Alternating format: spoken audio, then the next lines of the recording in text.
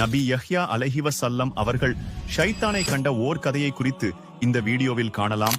ஒரு நாள் நபி யஹ்யா அலைஹிசலாம் அவர்கள் அல்லாஹ்வை நோக்கி, யா அல்லாஹ், நான் இப்லீஸை அவனது உண்மையான உருவத்தில் காண ஆசைப்படுகிறேன். அவனை என்னிடம் அனுப்பிவை. அவனிடம் ஒன்றையும் மறைக்காது உள்ளதை உள்ளபடி கேட்க விரும்புகிறேன் என்று கேட்டார்கள். அப்போது அல்லாஹ் இப்லீஸை அவர்களிடம் செல்லுமாறு ஏவினான். அவன் அவ்வாறே அவர்களிடம் வந்து, நான் தான் இப்லீஸ் என்றும் தான் விண்ணில் இருந்து விரட்டப்பட்ட சமயம் இருந்த உருவில்தான் இப்போது வந்திருப்பதாகவும் சொன்னான். அப்போது நபி யஹ்யா அலைஹிசலாம் அவர்கள் அவனை ஏறிட்டு பார்த்தனர். அவன் வந்த கோலத்தை பார்த்து நபியே அதிர்ந்து போனாங்க. அவனுடைய தலையின் மீது கொக்கிகள் இருந்தன.